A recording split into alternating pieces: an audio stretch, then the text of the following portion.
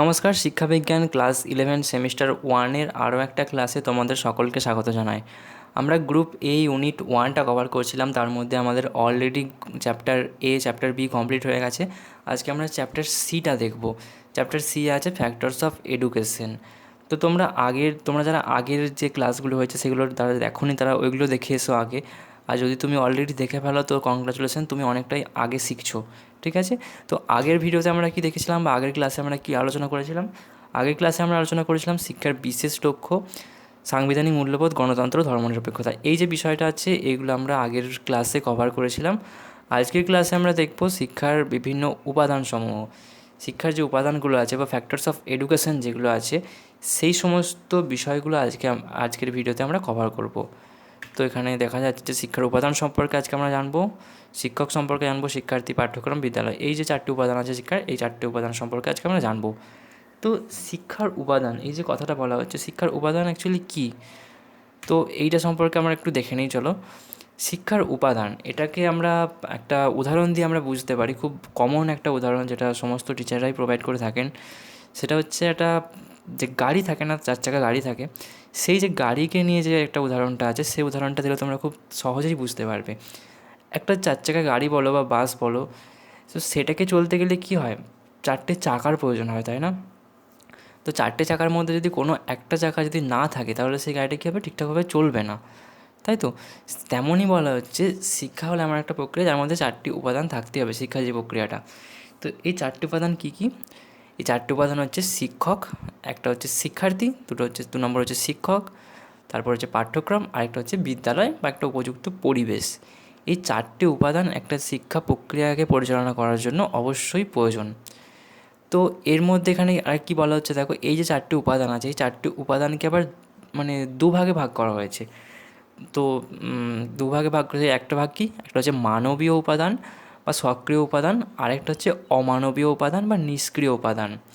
তো যে মানবীয় উপাদান আছে বা সক্রিয় উপাদান আছে, যারা অ্যাক্টিভভাবে কাজ করে তারা কি, শিক্ষার্থী, আর একটা হচ্ছে শিক্ষক, তাই তো? আর যারা নিষ্ক্রিয়ভাবে বা ডিঅ্যাক্টিভেট থাকে, নিষ্ক্রিয়ভাবে কাজ করে, তারা কি, একটা হচ্ছে পাঠ্যক্রম, একটা হচ্ছে আরেকটা হচ্ছে কি বিদ্যালয় বা পরিবেশ। এই দুটো হচ্ছে অমানবীয় উপাদান বা নিষ্ক্রিয় উপাদান। এখান থেকে তোমাদের কোয়েশ্চেন আসছে, কিন্তু খুব ভালোভাবে তোমরা এখানটা রেডি করে নাও। এখান থেকে কোয়েশ্চেন আসে, যেমন যদি বলে একটা শিক্ষার একটা সক্রিয় উপাদানের নাম বলো, তখন এখানে অপশানে দিয়ে দিতে পারো তোমরা। এখান থেকে শিক্ষার্থী বা শিক্ষক যেটা অপশানে থাকবে তোমরা সেটা চুজ করতে পারো। এখান থেকে কিন্তু কোয়েশ্চেন আসে।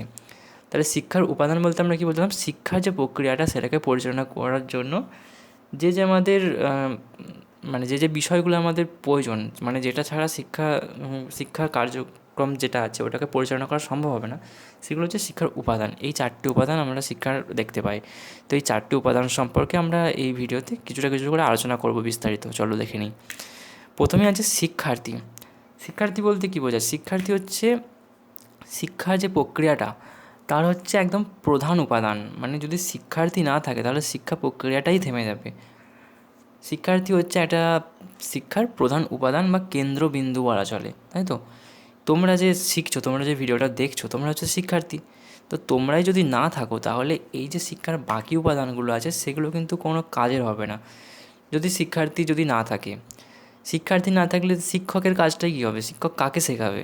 বা পাঠ্যক্রমের কাজটা কী হবে? কী শেখাবে? কাকে শেখাবে? এটা হচ্ছে শিক্ষার্থী। শিক্ষার্থী হচ্ছে শিক্ষার একদম প্রধান উপাদান। ঠিক আছে? তো এখানে কি বলা হচ্ছে, দেখো, শিক্ষার প্রধান উপাদান হলো শিক্ষার্থী। শিক্ষার্থী হলো আধুনিক শিক্ষা ব্যবস্থার কেন্দ্রবিন্দু, তাই তো? মানে শিক্ষার্থীকে কেন্দ্র করেই সমস্ত জিনিসগুলো গড়ে ওঠে। যেমন শিক্ষক কেমন হবে, পাঠ্যক্রম কেমন হবে, বিদ্যালয়ের পরিবেশ কেমন হবে, এই সমস্ত বিষয়গুলো শিক্ষার্থীকে কেন্দ্র করেই কিন্তু বর্তমান শিক্ষা ব্যবস্থায় গড়ে ওঠে। আর বর্তমান শিক্ষা ব্যবস্থা কীরকম? বর্তমান শিক্ষা ব্যবস্থা আমাদের শিক্ষার্থী কেন্দ্রিক, চাইল্ড সেন্ট্রিক, তাই না? অর্থাৎ শিক্ষার্থীর আগ্রহ, সামর্থ্য, রুচি, যেমনটা বললাম তোমাদেরকে, এই সমস্ত জিনিসকে কেন্দ্র করেই কিন্তু শিক্ষা যে ব্যবস্থাটা সেটা পরিচালিত হয়। তো শিক্ষার্থীর কিছু বৈশিষ্ট্য আমরা দেখে নিই, চলো। তো শিক্ষার্থীর বৈশিষ্ট্য তোমরা নিজেরাই বলতে পারবে, কারণ তোমরা নিজেরাই হচ্ছে এক ধরনের শিক্ষার্থী। তো শিক্ষার্থীর বৈশিষ্ট্য কী হবে? যদি তুমি শিক্ষার্থী হতে চাও তোমাকে অবশ্যই পঠনে আগ্রহী হতে হবে, মানে তোমাদের পড়াশোনার প্রতি আগ্রহ থাকতে হবে, তবেই তুমি শিক্ষার্থী হতে পারবে। আর কি, বিষয়গত জ্ঞান থাকবে, তোমরা যে পড়ছো সেই জ্ঞানটা তোমাদের থাকতে হবে। নেক্সট কী বলছে, শিক্ষামূলক বিভিন্ন কাজে পারদর্শিতা হবে। তো যদি তুমি শিক্ষার্থী হও অবশ্যই তোমার শিক্ষামূলক বিভিন্ন কাজে পারদর্শিতা থাকতে হবে। নৈতিকতাবোধ থাকবে, তোমার মধ্যে নৈতিকতাবোধ থাকবে, সকলকে শ্রদ্ধা করবে। যখন আমরা শিক্ষা গ্রহণ করবো তখন এই সমস্ত বিষয়গুলো আমাদের মধ্যে অটোমেটিক্যালি চলে আসবে কিন্তু। তো চলো নেক্সট কী বলছে দেখি। বংশগতি ও পরিবেশের সাথে শিক্ষার্থীর কী সম্পর্ক। বংশগতি আর পরিবেশ কিন্তু শিক্ষার্থীর সাথে মানে খুব ভালোভাবে কিন্তু জড়িয়ে আছে জিনিসটা। তো দেখি বংশগতি যে কথাটা, তার ব্যুৎপত্তিগত অর্থটা আমরা দেখে নিই। বংশগতি বা হেরিডিটি যেটাকে বলে ইংলিশে। তো এখান থেকে কিন্তু কোশ্চেন আসে, ওই জন্য এই জিনিসগুলো তোমাদের এই স্লাইডে দেওয়া হয়েছে, ভিডিওতে দেওয়া হয়েছে। খুব শর্টকাট জিনিসগুলোই আমি দিয়ে রেখেছি, যেগুলো কিন্তু পরীক্ষায় আসে, এমসিকিউতে আসে। তো এখানে হেরিডিটি করা হলো ল্যাটিন শব্দ হেরিডেটাস বা হেরিডিটেটাম, একটু তোমরা স্পেলিংটা দেখে নেবে ভালো করে। হেরিডিটেটেম এ থেকে এসেছে, তাই তো? উচ্চারণটা একটু আলাদা হতে পারে, তোমরা তোমাদের মতো করে নেবে। থেকে এসেছে, যার অর্থ কী হচ্ছে, জন্মসূত্রে বা পূর্বপুরুষ থেকে পাওয়া সহজাত ক্ষমতা বা প্রবৃত্তি। তো বংশগতি বলতে আমরা এটাই বুঝি যে জন্মসূত্রে বা পূর্বপুরুষ থেকে পাওয়া বিভিন্ন আমাদের যে সহজাত ক্ষমতাগুলি আছে বা প্রবৃত্তিগুলো আছে, সেগুলো হচ্ছে আমাদের বংশগতি, তাই তো? অন্যদিকে কী বলছে, পরিবেশ। পরিবেশ কথাটা থেকে এসেছে ফরাসি শব্দ এনভায়রন থেকে এসেছে, যে এনভায়রনমেন্ট যে ইংলিশ কথাটা আছে এটা, যার অর্থ কী বলছে, পরিবেষ্টিত করা বা চারপাশে ঘিরে থাকা। এটা হচ্ছে বংশগতি আর পরিবেশের যে ব্যুৎপত্তিগত অর্থ। তো এর সাথে শিক্ষার্থীর কী সম্পর্ক। শিক্ষার্থীর সম্পর্ক খুবই একটা ভাইটাল, মানে খুবই গুরুত্বপূর্ণ বলা চলে এখানে। সেটা হচ্ছে, দেখো এখানে একটা ফর্মুলার মতো তোমরা দেখতে পাচ্ছ যে বিকাশ সমান বংশগতি ইন্টু পরিবেশ। মানে একজন শিক্ষার্থী যদি বিকাশ সম্পন্ন করতে হয় তাহলে কী করতে হবে, পরিবেশ এবং বংশগতির যে মিথস্ক্রিয়া, মানে পারস্পরিক যে মিথস্ক্রিয়া, সেটা কিন্তু খুব ভালো থাকতে হবে। এমন নয় যে যে পরিবেশ খুব খারাপ রইলো, তার মধ্যেও যদি বংশগতি খুব ভালো থাকে তো সেই শিক্ষার্থী খুব আগে চলে যাবে বা সে তার বিকাশ সম্ভব হবে, এরকমটা নয়। এরকমটা কী বলা, এখানে কী বলা হচ্ছে, একটি শিশুর সুষ্ঠু বিকাশের জন্য শুধুমাত্র বংশগতি বা শুধুমাত্র পরিবেশ দায়ী নয়।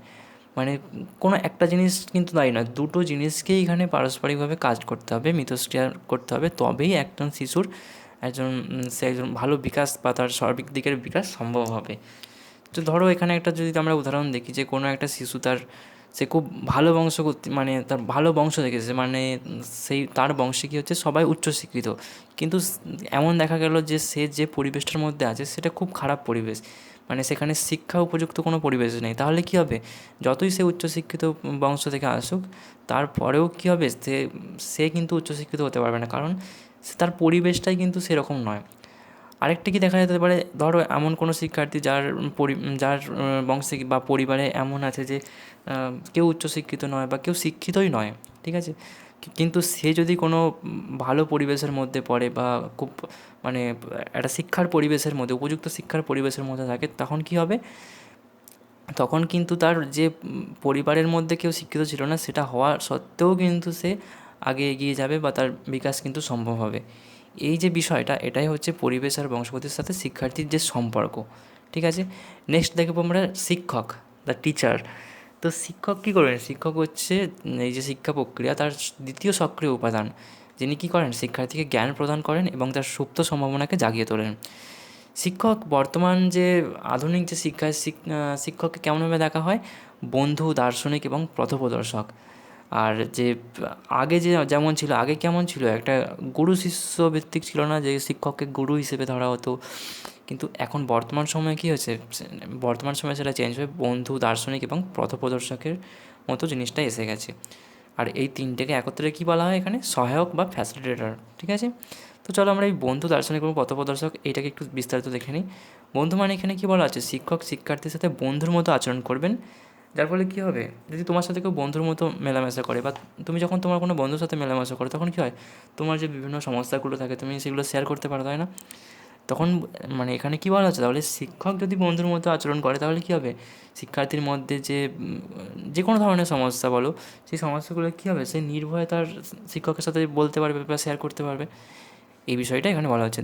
দার্শনিক, দার্শনিক কী হবে, শিক্ষক সবসময় সত্যের উদ্ঘাটন করবেন, কোনো কিছু অজানা থাকলে তিনি শিক্ষার্থীদের বিভ্রান্ত না করে সত্য কথা বলবেন এবং তাদের সঠিক সঠিক দর্শনের পথে চালিত করবেন। মানে একটা তার যে শিক্ষার্থীকে কী করবে, সঠিক দর্শনের মধ্যে পরিচালিত করবে বা সবসময় সত্য কথা বলা বা সত্যের উদ্ঘাটন করা, এই সমস্ত বিষয়ের দিকে কিন্তু শিক্ষার্থীকে নিয়ে যাবে। নেক্সট হচ্ছে পথপ্রদর্শক বা গাইড। গাইড কী করে, আমরা যখন কোথাও কোনো জায়গায় বেড়াতে যাবে কী করে, গাইড কী করে, আমাদেরকে সঠিক বা ধরো আমরা কোনো একটা জায়গায় পৌঁছাবো, সেইখানে পৌঁছানোর জন্য আমাদেরকে ঠিকঠাকভাবে নিয়ে যায়, তাই না, পথ দেখিয়ে। তো সেইটাই বলা হচ্ছে যে একজন শিক্ষার্থী যদি সঠিক লক্ষ্যে পৌঁছাতে হয়, সেই সঠিক লক্ষ্যে পৌঁছাতে কে সাহায্য করবে? শিক্ষক সাহায্য করবে। কীভাবে সাহায্য করবে? একজন পথপ্রদর্শকের মতো বা গাইডের মতো শিক্ষক হেল্প করবেন, তাই তো? এই জন্যই এই তিনটে টার্ম এখানে বলা হচ্ছে। এই তিনটে টার্ম কিন্তু খুব ইম্পর্টেন্ট। তোমরা আরও যখন হায়ার এডুকেশনে যাবে তোমরা দেখতে পারবে টিচারকে এখানে কেমন বলা হচ্ছে, ফ্রেন্ড, ফিলোসফার অ্যান্ড গাইড। এখান থেকে এমসিকিউ আসে, তোমরা ভালোভাবে দেখে নেবে। তো চলো এরপর আমরা দেখে নিই আদর্শ শিক্ষকের কিছু গুণাবলী। আদর্শ শিক্ষকের কিছু ব্যক্তিগত গুণাবলী থাকে এবং কিছু পেশাগত গুণাবলী থাকে, ঠিক আছে? তো ব্যক্তিগত গুণাবলীর মধ্যে আমরা কী কী দেখতে পাবো? সুব্যক্তিত্ব। অবশ্যই শিক্ষককে একজন সুব্যক্তিত্বের অধিকারী হতে হবে। চারিত্রিক দৃঢ়তা থাকবে শিক্ষকের মধ্যে। শিক্ষক দায়িত্বশীল হবেন। শিক্ষক মানে কোনো একটা, যে ধরো তোমাদেরকে শিক্ষক পড়াচ্ছেন, তো তার মধ্যে একটা দায়িত্ব থাকবে। এমন না যে তিনি একদিন ক্লাসে এলেন বা একদিন পড়ালেন, তারপরের দিন এসে পড়াটা ধরলেন না বা ঠিকঠাকভাবে পড়াচ্ছেন না, এরকমটা হবে না। তিনি হচ্ছে দায়িত্বশীল হবেন, তাই তো? শৃঙ্খলাপরায়ণ হবে শিক্ষক, অবশ্যই শৃঙ্খলাপরায়ণ হবে। এমন না যে শিক্ষকের মধ্যে কোনো ডিসিপ্লিন থাকবে না, এরকম তো নয়। শিক্ষক আসবেন, তিনি হচ্ছে গোটা ক্লাসটাকে কিন্তু শৃঙ্খলার মধ্যে করে রাখবেন, এমনকি তিনি নিজেও শৃঙ্খলাপরায়ণ হয়ে থাকবেন। আদর্শবান, শিক্ষকের মধ্যে একটা আদর্শ থাকবে অবশ্যই। শিক্ষক নিরপেক্ষ হবেন। শিক্ষক কোনো জিনিসটাকে কোনো একদিকে না দেখে পুরো নিরপেক্ষভাবে সেই জিনিসটাকে বিচার করার তিনি ক্ষমতা রাখবেন, তাই তো? এই সমস্ত ব্যক্তিগত যে গুণাবলীগুলো, এগুলো শিক্ষকের মধ্যে থাকা দরকার। একজন আদর্শ শিক্ষক যিনি হবেন তার মধ্যে অবশ্যই থাকবেন। নেক্সট হচ্ছে পেশাগত গুণাবলী। শিক্ষকতা তো একটা পেশা, তো এই পেশার মধ্যে আসতে গেলে শিক্ষকের কী পেশাগত গুণাবলী লাগবে সেগুলো আমরা দেখে নিই। প্রথমে হচ্ছে বিষয়ের জ্ঞান। শিক্ষক ধরো যেই বিষয়ের শিক্ষক হন, সেই বিষয় সম্পর্কে শিক্ষকের কিন্তু একটা উপযুক্ত জ্ঞান থাকতে হবে বা খুব দৃঢ় বা গভীর জ্ঞান থাকতে হবে। জ্ঞান না থাকলে কী হবে? শিক্ষক এসে তো মানে ঠিকঠাকভাবে পড়াতে পারবেন না, তাই না? ধরো আমি তোমাদের শিক্ষাবিজ্ঞান পড়াচ্ছি, আমার যদি শিক্ষাবিজ্ঞান সম্পর্কে কোনো জ্ঞান না থাকে, আমি কি তোমাদের সঠিকভাবে পড়াতে পারবো? তাই আমাকে কী হতে হবে? আমার সেই বিষয় সম্পর্কে জ্ঞান থাকতে হবে। নেক্সট কী হচ্ছে? মনোবিজ্ঞানের জ্ঞান। মনোবিজ্ঞানের জ্ঞান কেন থাকা প্রয়োজন? কারণ শিক্ষক কীভাবে পড়াবেন তার জন্য শিক্ষার্থীদের যে মনোবৈজ্ঞানিক যে অবস্থাটা, শিক্ষার্থীদেরকে বোঝাটা, সেই বোঝাটা কিন্তু দরকার। সেই জন্য শিক্ষকের কী প্রয়োজন? একটা মনোবিজ্ঞানের জ্ঞান থাকা কিন্তু শিক্ষকের অবশ্যই প্রয়োজন। নেক্সট হচ্ছে উপযুক্ত শিক্ষণ পদ্ধতি। শিক্ষক কেমন হবেন? শিক্ষক বিভিন্ন শিক্ষণ পদ্ধতি সম্পর্কে জানবেন। যেমন কীভাবে শিক্ষা দিলে ছাত্ররা ভালোভাবে বুঝবে, বা কীভাবে আরও বেটারভাবে বোঝানো যাবে, ঠিক আছে? এই সমস্ত জিনিসগুলো কিন্তু একজন আদর্শ শিক্ষকের মধ্যে থাকবে। নেক্সট হচ্ছে উপযুক্ত শিক্ষা উপকরণ ব্যবহার। শিক্ষা উপকরণ বলতে কী বোঝানো হয়? যেমন একজন যদি শিক্ষা প্রক্রিয়াটাকে আমাদেরকে সম্পন্ন করতে আমরা যে মেটেরিয়ালগুলোর হেল্প নেবো, উপকরণ মানে এই ধরো ব্ল্যাকবোর্ড হতে পারে, বা এখন মডার্ন যুগে বিভিন্ন ক্লাসে যেমন প্রজেক্টর এসে গেছে, এই সমস্ত জিনিসগুলো যে উপকরণ আছে, সেই যে উপকরণ বা চার্ট, মডেল, এই সমস্ত বিষয়গুলোর ব্যবহার সম্পর্কেও কিন্তু তার জ্ঞান থাকতে হবে। নেক্সট হচ্ছে প্রশ্নকরণ দক্ষতা। শিক্ষক যে বিষয়টা পড়াচ্ছেন সেই সম্পর্কে শিক্ষার্থীদেরকে প্রশ্ন করবেন। এই যে প্রশ্নকরণের যে একটা দক্ষতা থাকে, এই দক্ষতাও কিন্তু শিক্ষকের মধ্যে থাকতে হবে। নেক্সট হচ্ছে মূল্যায়ন দক্ষতা। শিক্ষক কী করবেন? এমন তো নয় যে শিক্ষক শুধু পড়িয়ে চলে গেলেন। শিক্ষকের কী দরকার? শিক্ষক যে পড়াচ্ছেন, সেই পড়ানোর পর তাকে মূল্যায়নও করা দরকার।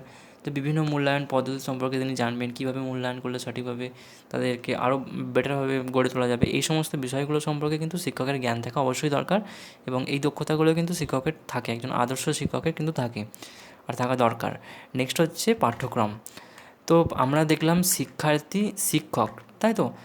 তো আমরা কী দেখলাম? শিক্ষার্থী মানে কাকে শেখানো হবে এবং কে শেখাবে, তাই তো? এই দুটো জিনিস দেখলাম। এবার আমরা দেখব কী শেখাবে, মানে পাঠ্যক্রমটা আমাদের দেখা দরকার। পাঠ্যক্রম না জানলে আমরা কী হবে? আমরা যে তোমরা যে সিলেবাসটা আছে, এখানে তো সিলেবাসটা তো একটা পাঠ্যক্রমের মধ্যে আছে। তো এটা যদি তোমরা যদি না জানো, তাহলে কী হবে? তোমরা কী পড়বে, মানে কতটা পড়বে, এটা তো বুঝতে পারবে না, বা এই পরীক্ষার জন্য কতটা পড়বে, এই সমস্ত কিছু বুঝতে পারবে না। সেই জন্য শিক্ষার্থীর যে একটা লক্ষ্য আছে বা শিক্ষার যে লক্ষ্য আছে, সেই লক্ষ্যটাকে পূরণ করার জন্য কী প্রয়োজন? পাঠ্যক্রম প্রয়োজন। বা সেই লক্ষ্যটাকে কীভাবে পরিপূর্ণ করা যাবে সেটার জন্য পাঠ্যক্রম প্রয়োজন। তো এখানে কী বলা আছে দেখো, শিক্ষক শিক্ষার্থীকে কী পড়াবেন সেটাই নির্ধারণ করে পাঠ্যক্রম। এটি শিক্ষার একটি নিষ্ক্রিয় অথচ অত্যন্ত গুরুত্বপূর্ণ উপাদান। আগেরগুলো আমরা কি দেখছিলাম? শিক্ষার সক্রিয় উপাদান, মানে সেখানে শিক্ষার্থী অ্যাক্টিভভাবে থাকে, শিক্ষক অ্যাক্টিভভাবে থাকে। কিন্তু পাঠ্যক্রম কী?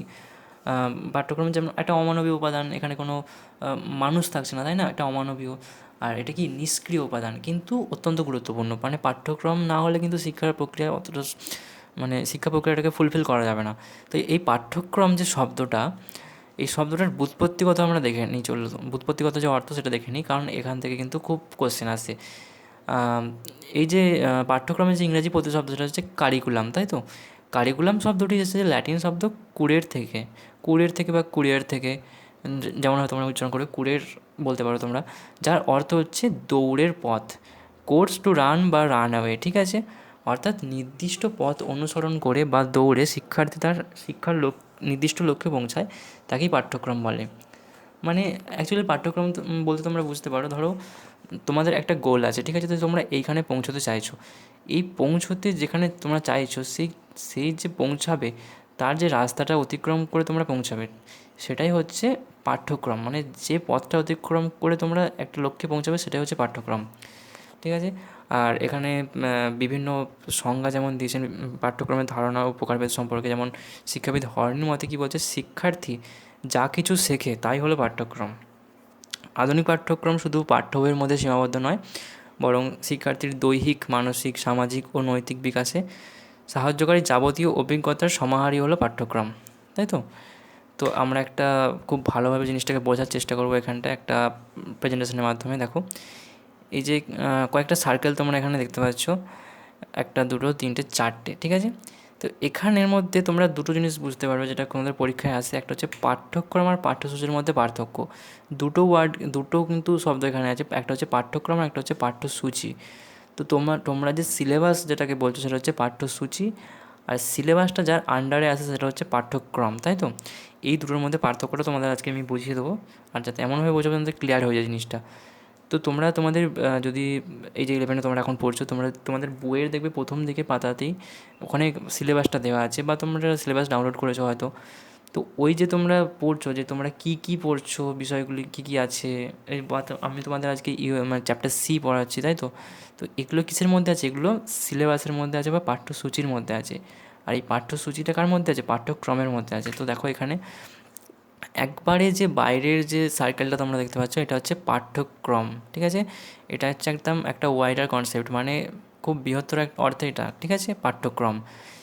এর মধ্যে কি আসে? পাঠ্যসূচি আসে। পাঠ্যক্রমে কি করা হয়? পাঠ্যক্রমে হচ্ছে কি বললাম আমরা এখানটায়, পাঠ্যক্রম হচ্ছে আমরা শিক্ষার্থী যা কিছু শেখে তাই হচ্ছে পাঠ্যক্রম, তাই তো? বা একটা লক্ষ্যে পৌঁছানোর জন্য যে পথটা, সেটা হচ্ছে পাঠ্যক্রম। তো এটা হচ্ছে পাঠ্যক্রম, এর আন্ডারে কি আসছে? পাঠ্যসূচি আসছে। মানে পাঠ্যক্রমে লেখা থাকে কীভাবে পড়ানো হবে, কী পড়ানো হবে, এই সমস্ত বিষয়গুলো লেখা থাকে, কিন্তু পাঠ্যসূচির মধ্যে কী থাকে? কোন ইউনিটটা পড়ানো হবে, বা কন্টেন্টগুলো কী কী আছে।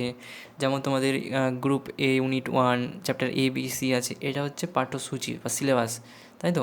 পাঠ্যসূচির মধ্যে আবার কী আসে? পাঠ আসে। পাঠ মানে কি? ধরো তোমাদের গ্রুপ এ পড়াচ্ছি, ঠিক আছে, বা ইউনিট 1 পড়াচ্ছি, এটা হচ্ছে পাঠ একটা, ঠিক আছে? পাঠের মধ্যে আবার কী আসছে?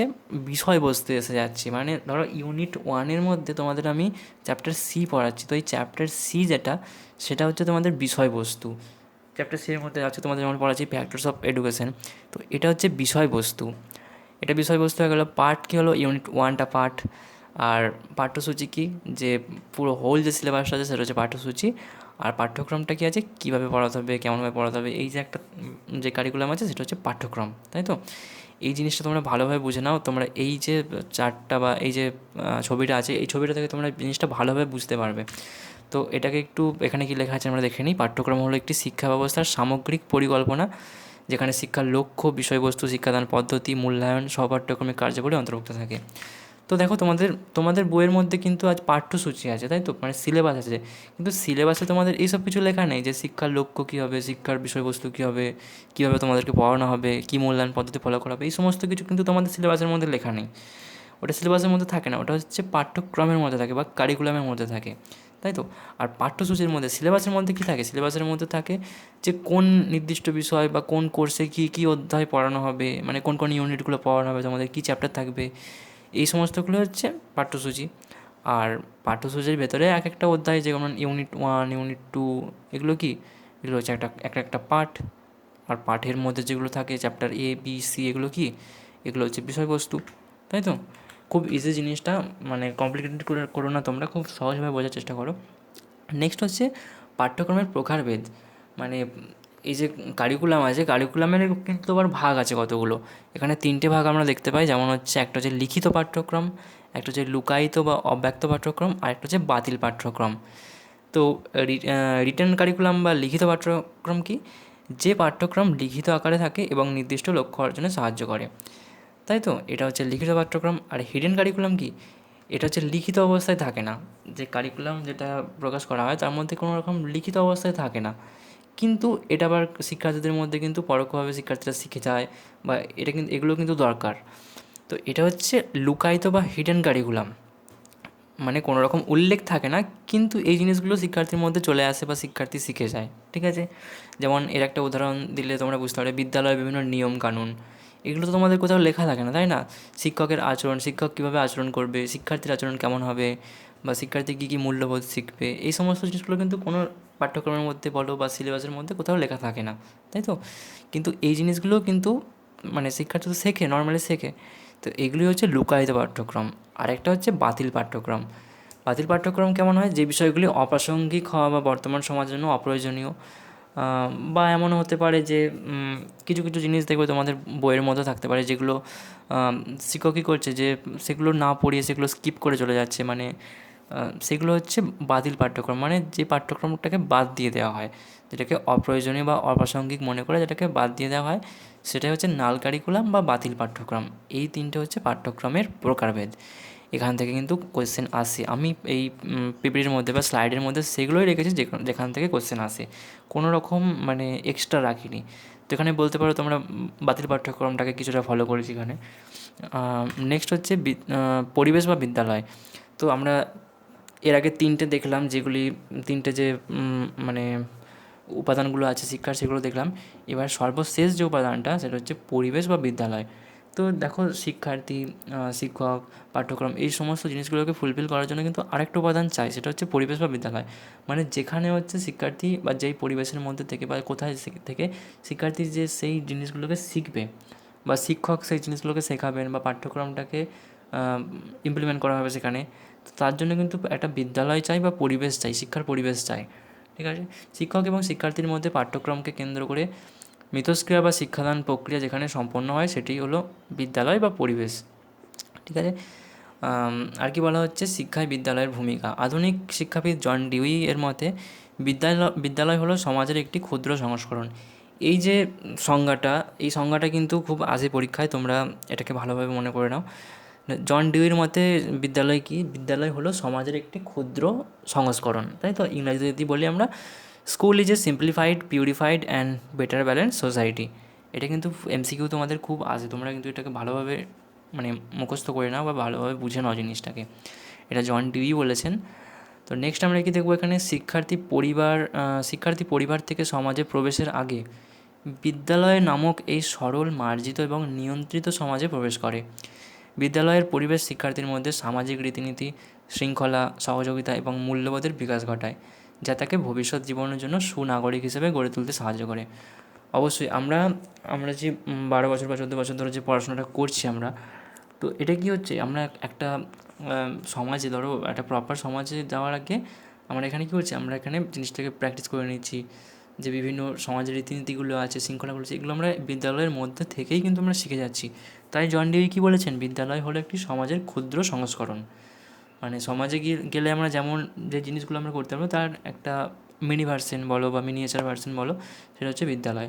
আর বিদ্যালয় বা যে শিক্ষার পরিবেশ, এটা কিন্তু খুবই প্রয়োজন, না হলে কিন্তু শিক্ষা প্রক্রিয়াটাকে সঠিকভাবে বা সুষ্ঠুভাবে সম্পন্ন করা সম্ভব হবে না। তো আজকের ভিডিওতে এতটাই ছিল। যদি তোমাদের কোনো জায়গায় ডাউট থেকে থাকে তো তোমরা নিচে কমেন্ট করে জানাও, আমি তোমাদের ওখানে রিপ্লাই দেবো। আর যদি এই যে ক্লাসটা হলো, এই ক্লাসের লিঙ্ক বা এই ক্লাসের পিডিএফটা তোমরা চাও, তো লিঙ্কটা হচ্ছে তোমাদের ডেসক্রিপশনে দেওয়া আছে টেলিগ্রাম থেকে তোমরা কিন্তু পেয়ে যাবে। আর টেলিগ্রামে জয়েন করতে যদি কোনো রকম প্রবলেম হয় তাহলে তোমরা কমেন্ট করে জানাও, আমি তোমাদের মানে অন্যরকমভাবে দেওয়ার চেষ্টা করব। তো আজকের জন্য এই ভিডিওতে এইটুকুই ছিল। আর দেখা হবে তোমাদের অন্য কোনো ভিডিওতে, পরের কোনো ক্লাসে।